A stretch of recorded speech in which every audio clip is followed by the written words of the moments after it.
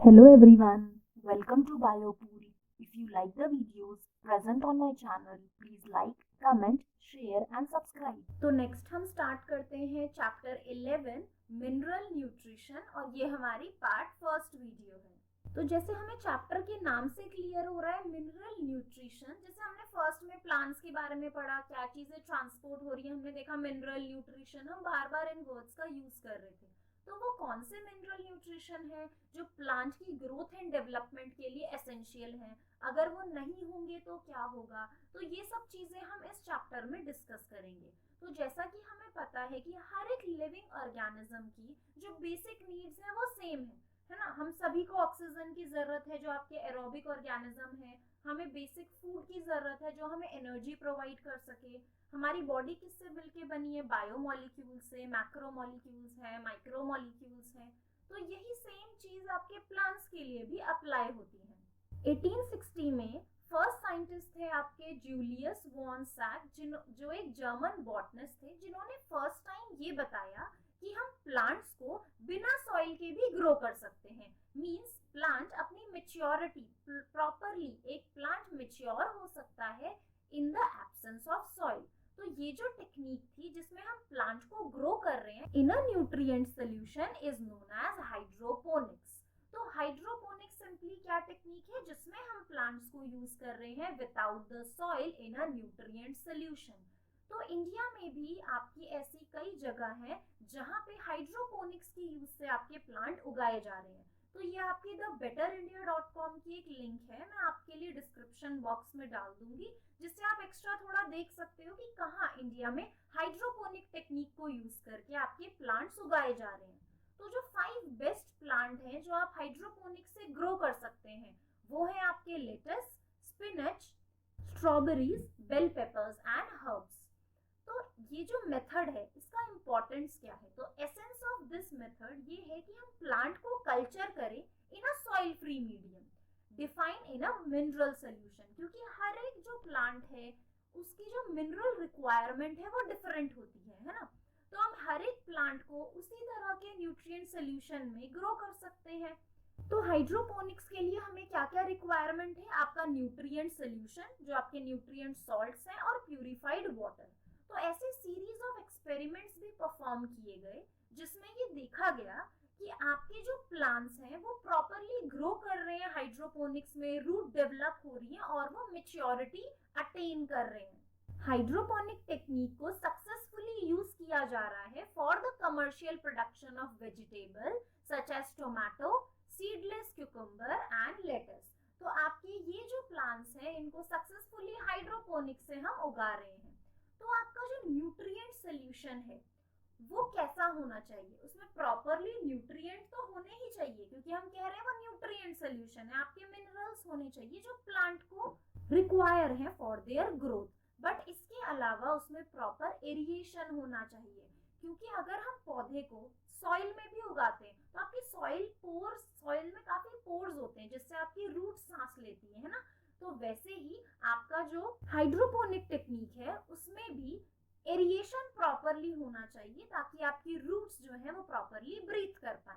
तो आप यहाँ डायग्राम ये आपके एनसीईआरटी का है जिससे आप देख सकते हो कि आपका ये एक सैपलिंग है, ठीक है। फिर यहाँ पे ये जो एक फनल डाला गया है जिससे न्यूट्रिएंट और वाटर ट्रांसफर हो रहा है कंटिन्यूअसली, और ये एरिएटिंग ट्यूब है जिससे जो फ्रेश एयर है आपकी वो ट्रांसफर हो रही है इनसाइड द न्यूट्रिएंट सॉल्यूशन। तो एसेंशियल मिनरल एलिमेंट्स क्या है हम प्लांट के, अभी हम आगे देखेंगे कि एसेंशियल एलिमेंट, बेनिफिशियल एलिमेंट्स ये सब होते हैं जो प्लांट की ग्रोथ के लिए रिक्वायर्ड हैं। तो एसेंशियल एलिमेंट्स वो हैं जो आपके प्लांट यूज करते हैं during their growth and development. तो ये देखा गया कि more than 60 elements of 105 elements discovered so far are found in different plants. तो ऐसी भी प्लांट स्पीशीज देखी गई जो सेलिनियम यूज कर रहे हैं, कुछ प्लांट स्पीशीज है जो गोल्ड को यूज कर रहे हैं, और कुछ प्लांट स्पीशीज को देखा गया कि वो ऐसी जगहों पे भी ग्रो हो रहे हैं जहाँ पे रेडियो एक्टिव स्ट्रॉन्शियम है, मींस न्यूक्लियर साइट के पास। तो इससे हमें ये आइडिया लग रहा है कि जो प्लांट है वो डिफरेंट आपके एलिमेंट्स जो है उन्हें as a mineral nutrient use कर रहे हैं डिपेंडिंग अपॉन देयर हैबिटेट जहाँ वो ग्रो हो रहे हैं। तो हमारे पास आज ऐसी टेक्निक्स भी हैं जिससे हम डिटेक्ट कर सकते हैं मिनरल्स को even at a very low concentration. Next आपका बहुत इंपॉर्टेंट शॉर्ट मार्कर क्वेश्चन में आपको पूछा जाता है क्राइटेरिया फॉर एसेंशियलिटी, कि हर एक एलिमेंट जो है वो कैसे एसेंशियल है। तो एसेंशियल होने के लिए क्या क्राइटेरिया होना चाहिए? अगर मैं कह रही हूँ कि प्लांट को सोडियम और पोटेशियम तो चाहिए ही, तो क्यों चाहिए, वो क्यों एसेंशियल एलिमेंट है? तो ऐसे हमारे पास 3 क्राइटेरिया हैं जिनके बेसिस पे हमने बताया है कि कौन सा एलिमेंट एसेंशियल है और क्यों है। तो कोई एलिमेंट अगर एसेंशियल है तो पहला पॉइंट कि आपका वो एलिमेंट एब्सोल्युटली नेसेसरी होना चाहिए for supporting normal growth and reproduction of a plant.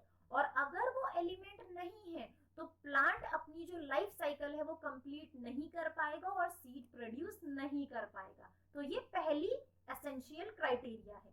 Second essential criteria कि वो जो एलिमेंट है वो स्पेसिफिक होना चाहिए बहुत ज्यादा और नॉट रिप्लेसेबल, उसे कोई रिप्लेस नहीं कर सकता। ऐसा नहीं है कि सोडियम पोटेशियम नहीं है तो कैल्शियम मैग्नीशियम ले आओ प्लांट ग्रो हो जाएगा, नहीं।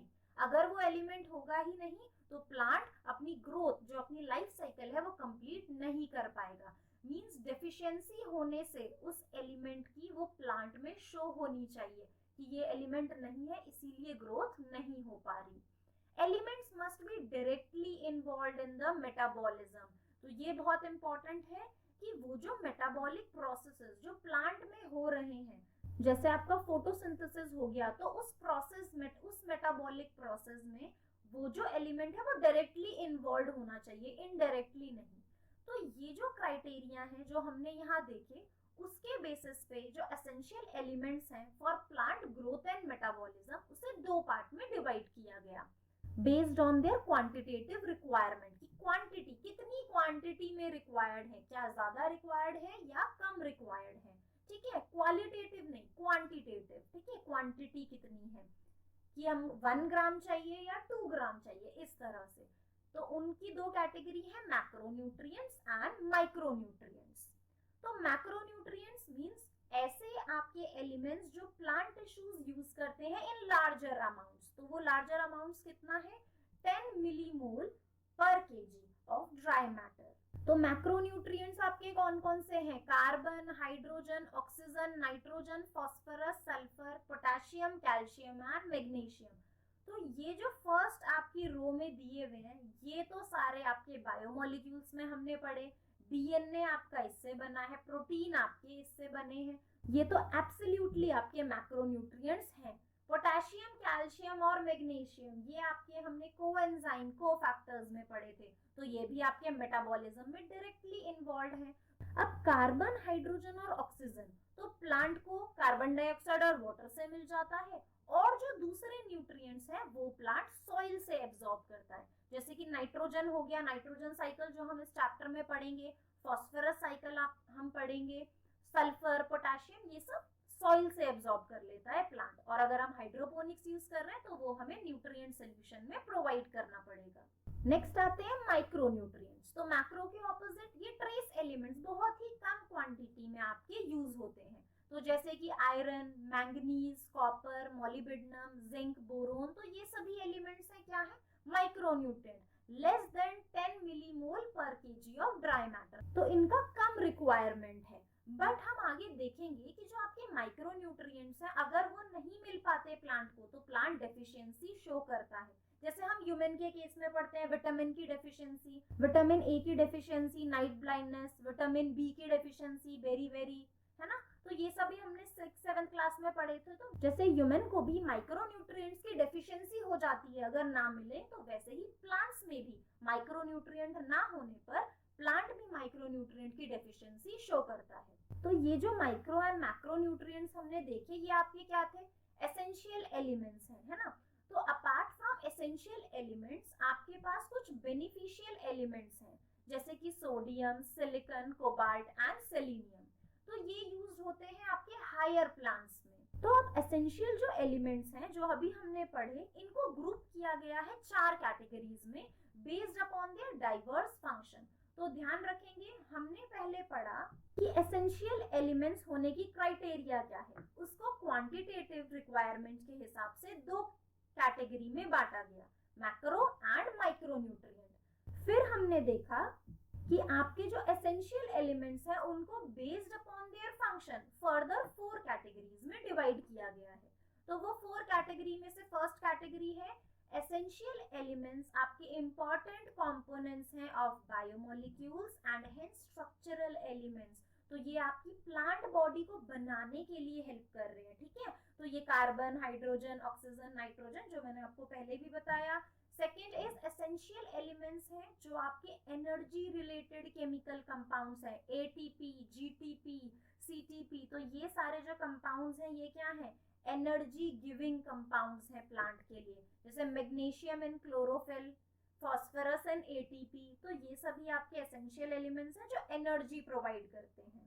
थर्ड आपके एसेंशियल एलिमेंट हैं जो एक्टिवेट या इनहिबिट करते हैं एंजाइम्स को, जैसे कि मैग्नीशियम जो आपका एक्टिवेटर है for ribulose bisphosphate carboxylase oxygenase. तो ये आपका रिबिस्को, जो मैंने बायोमोलिक्यूल्स में आपको बताया था, most abundant enzyme in plant kingdom, and phosphoenol pyruvate carboxylase. तो ये जो दोनों एंजाइम है इनका एक्टिवेटर है आपका मैग्नीशियम। तो ये दोनों बहुत इंपॉर्टेंट क्रिटिकल एंजाइम्स हैं इन photosynthetic carbon fixation. Carbon fixation means CO2 fixation के लिए ये दोनों एंजाइम्स बहुत ज्यादा इंपॉर्टेंट है, और इनका एक्टिवेटर कौन है, मैग्नीशियम। नेक्स्ट इज जिंक, जो कि एक्टिवेटर है अल्कोहल डिहाइड्रोजिनेज का।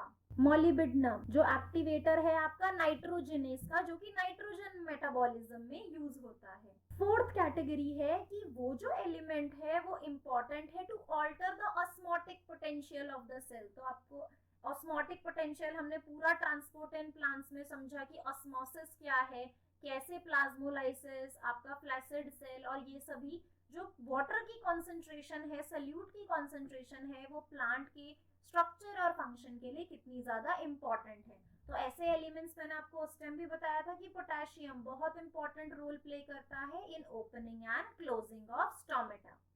तो ये आपकी 4 कैटेगरी थी जिनमें एसेंशियल एलिमेंट्स को ग्रुप किया गया based on their diverse function. तो पहला है component of biomolecules means structural component है, दूसरा एनर्जी रिलेटेड कंपोनेंट है, थर्ड है आपका एक्टिवेट या इनहिबिट करते हैं एंजाइम एक्टिविटी को, एंड फोर्थ है alter the osmotic potential of a cell. इस वीडियो के नोट्स आपको मिलेंगे बायोपूल के टेलीग्राम चैनल पे, और इसका लिंक आपके लिए नीचे डिस्क्रिप्शन बॉक्स में है। If you like the videos, please like, comment, share and subscribe. Thank you for watching the video.